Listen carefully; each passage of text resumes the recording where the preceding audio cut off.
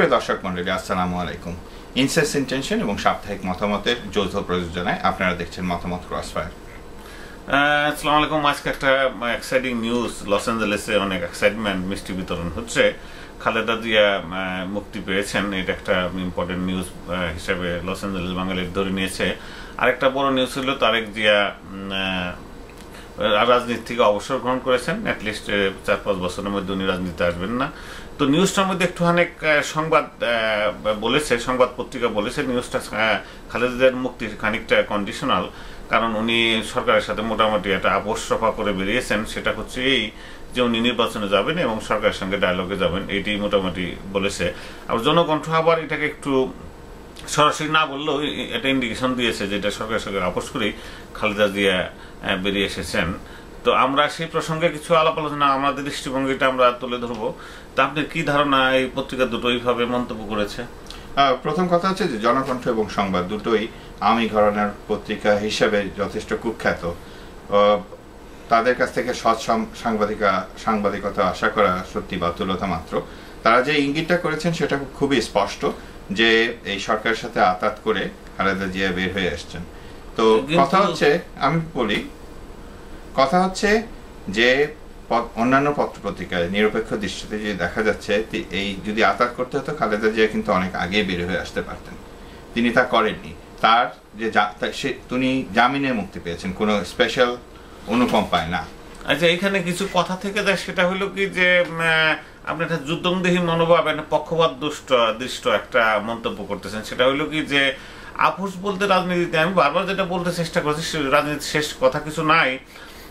এখন আমাদের army back একটা সরকার ক্ষমতায় আছে, তারা নির্দিষ্ট লক্ষ্যে দেশটাকে নিতে চান। আমরা দেখি না লক্ষ্যটা কোথায় নিয়ে যান। সেখানে যদি জননেত্রী খালেদা জিয়া তাদের সঙ্গে কিছু কথাবার্তা বলে বেরিয়ে আসেন সার্টেন কন্ডিশনগুলো, আমার তো মনে হয় খারাপ কিছু না। উনি ডায়ালগে বসবেন এবং নির্বাচন করবেন, রাজনীতি তো হতেই পারে। এদিকে হাসিনার কথা শোনা যাচ্ছে, উনিও কিছু কন্ডিশন নিয়ে বেরিয়ে আসছেন। কন্ডিশনগুলো এমন কিছু না, রাজনীতিতে কন্ডিশন তো থাকতেই পারে। একটা রাষ্ট্র ক্ষমতায়, একটা ক্ষমতাসীন সরকারের সঙ্গে বিরোধী দল এখন খালেদা জিয়া, উনি কিছু কন্ডিশন দিয়ে আসছেন। আর নির্বাচন তো বিএনপিকে যেতেই হবে। বিএনপি নির্বাচন করার জন্যই তো পার্টি সৃষ্টি হয়েছে। তো বিএনপি তো বিপ্লবী পার্টি না, সেখানে কিছু টার্ম কন্ডিশন তো থাকতেই পারে। এটা নিয়ে তো ই করছেন কেন? হইলে কথা কি রাজনীতিতে শেষ কথা বলতে তো কিছু নাই। কথা হচ্ছে যে যিনি যেটা সত্য না সেটাকে আমরা সত্য, আপনি কি করে সত্য না, এটা তুচ্ছ তাচ্ছিল্য জিনিসটাকে বড় করে দেখছেন? সত্য হতেও তো পারে। সরকার রিপিটেডলি না, এরকম যদি কিছু হতো নিশ্চয়ই সংবাদ এবং জনকণ্ঠ সেটাকে ছাপিয়ে দিত। তারা কিন্তু সংবাদ ছাপিয়েছে বলেই আপনারা খালেদা জিয়া যেটা বলেছে বেরিয়ে, সেটা হলো কি যে আমরা সরকারের সঙ্গে কথা বলবো, আমরা নির্বাচনে যাব, কারণ বিএনপি নির্বাচন করার জন্য উনি কিন্তু একটা শর্ত দিয়েছিলেন সরকারকে। বিএনপির পক্ষ থেকে একটা শর্ত দেওয়া হয়েছিল যে তারেক জিয়া এবং খালেদা জিয়ার মুক্তি ছাড়া তারা সরকারের সাথে সংলাপে বসবেন না। এখন তত্ত্বাবধায়ক সরকার স্পষ্টই বুঝতে পারছিল যে শুধুমাত্র আওয়ামী লীগ যদি এই নির্বাচনে অংশগ্রহণ করে তাহলে সে সেটা গ্রহণযোগ্য না। আর ওদিকে দেখা যাচ্ছিল এখন কিছু ব্যাপার আছে, সেটা হলো কি বর্তমান সরকার নির্বাচিত সরকার না, তাদের সাম কাইন্ড অফ এবং তাদের যে লক্ষ্য দৃষ্টি সেটা নির্বাচন তারা দিতে চাচ্ছে। নির্বাচন দিতে চাইলে দুই পার্টির সঙ্গে অবশ্যই তাদের কথা বলতে হবে। এবং আওয়ামী লীগ যদি নির্বাচন অংশগ্রহণ না করে তাইলেও সেটা ঠিক না, নির্বাচনটা অত সুন্দর হবে না, বৈধ হবে না। আবার বিএনপিও যদি নির্বাচন অংশগ্রহণ না করে তাইলে নির্বাচন বৈধ হবে না।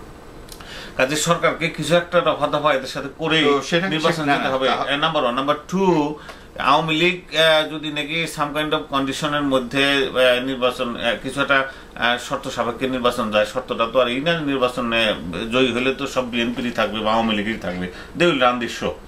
কাজে কিছু শর্ত, শুধু যে নির্বাচনটা কিভাবে হবে, কতটুকু ফ্রিডম অফ স্পিচ কতটা হবে বা ভাঙচুর একটা করে, আমাদের তো অভিজ্ঞতা ভালো না। বিএনপি বা আওয়ামী লীগের যে কাজগুলো করে তারা সবসময় দেশটাকে অসল করে রাখে, তাদের মতো না হলে, স্বার্থ মতো না হলে। আমরা বোধহয় একটু ডিভিয়েট হয়ে যাচ্ছি মূল প্রসঙ্গ থেকে। মূল প্রসঙ্গটা ছিল যে মোটামুটি ধরা যাচ্ছে যে আওয়ামী ঘরানার যে সংবাদপত্র তারা খালেদা জিয়ার মুক্তি নিয়ে একরকম ভাবে রিপোর্ট করেছে এবং তার বিপরীত আদর্শের যে সংবাদপত্র আছে তারা আবার অন্যরকম রিপোর্ট করেছে। এখন কথা হচ্ছে যে এই রিপোর্টের সত্যতা কতটুকু, আসলে কি ঘটেছিল, কি করে মুক্তি পেয়েছেন, সেটা তো আমরা সরকারি এটা আপনি এটা সবসময় টেন্ডেন্সি আছে, টেন্ডেন্সি কিছু না, সিম্পল জিনিস, কিছু কথাবার্তা তো সরকারের সাথে হয়েছে, আমার হয়নি। আচ্ছা ঠিক আছে, সেই হওয়ার শর্ত পূরণ করার জন্য তার কথাবার্তা, খালেদা জিয়ার কথাবার্তায় তো মনে হয় কিছু কথা হয়েছে। খালেদা জিয়া বলেছে আমরা নির্বাচনে যাব, আমরা নির্বাচন করার জন্য এসেছি। বের হওয়ার আগেই কিন্তু বিএনপির পক্ষ থেকে তত্ত্বাবধায়ক সরকারকে স্পষ্টভাবে জানিয়ে দেওয়া হয়েছিল যে খালেদা জিয়া এবং তারেক জিয়াকে মুক্ত না করে তাহলে তারা বিএনপি, খালেদা জিয়ার কথাগুলি কি কোরআনের বাণী? উনি তো রাজনীতিবিদ। খালেদা জিয়া বা হাসিনা এরা যে কথাটা বলেন, এই কথাটা চেঞ্জও হতে পারে। কিছু একটা দাবি শক্তভাবে করতে হয়, তারপরে দাবিকে কিছু প্রথম দাবি করার সময় শক্তভাবে করতে হয়, তারপর কাটছাট করে এই রাজনীতি অলওয়েজ গিভ অ্যান্ড টেকের ব্যাপার। এখানে এটাকে অত সিরিয়াসলি না, হয়তো পর্দার অন্তরালে যেটা আমরা জানি না সেটা হতে পারে যে বিএনপির নেত্রী খালেদা জিয়া হয়তো প্রতিশ্রুতি দিয়ে আসতে পারেন তত্ত্বাবধায়ক সরকারকে যে ঠিক আছে তোমরা যে 2 বছর অবৈধভাবে ছিলে, আমরা যদি নির্বাচিত হই তাহলে তোমাদেরকে কিছুটা বৈধতা দান করব, এটা হতে পারে। আমি আমার কমেন্ট করছি, আমি যেটা মনে করি সেটা হলো রাজনীতিতে শেষ কথা কিছু নাই। একটা সুষ্ঠু নির্বাচন আমাদের যেতে হবে, সেই নির্বাচনের জন্য খালেদা জিয়া এবং হাসিনা দুজনে কি বর্তমান সরকারের সঙ্গে কোঅপারেট করতে হবে এবং খানিকটা কন্ডিশন তাদেরও মানতে হবে, সরকারেও কিছু কন্ডিশন মানতে হবে, খালেদা হাসিনাও কিছু কন্ডিশন মাইনে নির্বাচনটা করতে হবে। আর বেশি একগুমে করলে হয়তো নির্বাচন পিছিয়ে যেতে পারে, আর্মি রোল হতে পারে। তো আমার মনে হয় কিছু কথাবার্তা বলা, রাজনীতির শেষ কথা নাই, বারবার আমি যেটা বলি কিছু কথাবার্তা বলা দরকার। আর সবচেয়ে ভালো নিউজ যেটা আজকে বেরিয়েছে সেটা হলো কি তারেক জিয়া রাজনীতি থেকে কিছুদিনের জন্য হলেও অবসর নিয়েছেন। এটা একটা ভালো জিনিস, এটা একটা ওয়েস্ট এক্সাম্পল হিসেবে থাকতে পারে। সেটা হলো কি রাজনীতিবিদ রাইট অর রং যে যদি ভুলভাবেও জনগণ মনে করে যে সে তার যে জনপ্রিয়তা জেরোতে নামে বা নেগেটিভ জনপ্রিয়তা বাড়ে, অর্থাৎ হোয়াটএভার খারাপ লোক হিসাবে চিত্রিত হয়, তাকে রাজনীতিতে সরে যাওয়া ভালো। তাহলে বিএনপির জন্য ভালো, খালেদা জিয়ার জন্য ভালো, দেশের জন্য আমি মনে করি ভালো। এখন কথা হচ্ছে যে এর আগে একটা অনুষ্ঠানে আমি আপনাকে স্পষ্ট জানিয়েছিলাম যে খালেদা জিয়া তারেক জিয়ার বিরুদ্ধে যে অভিযোগগুলো আছে টোটাল হচ্ছে 13টা মামলা, সে তুলনায় শেখ হাসিনার বিরুদ্ধে আছে 19টা মামলা। সো এটা আর আরেকটা আপনি বললেন যে এক্সাম্পলের ব্যাপার বললেন, অবশ্যই হ্যাঁ, কারো বিরুদ্ধে যদি কোনো রাজনীতিবিদের বিরুদ্ধে যদি এরকম দুর্নীতি বা অন্যান্য অপরাধের অভিযোগ থেকে থাকে সেটাকে প্রথমে প্রমাণ করতে হবে।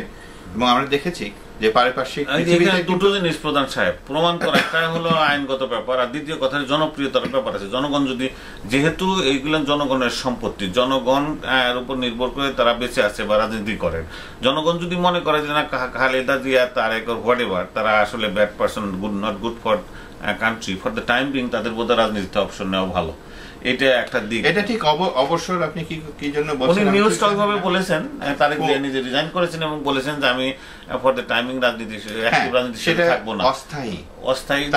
আমরা অস্থায়ীটাকে ধরে নিচ্ছি, আমি বলছি না জীবনের শেষ কথা কিছু নাই। তারেক জিয়া জিনিস হচ্ছে যেটা তারেক জিয়া খুবই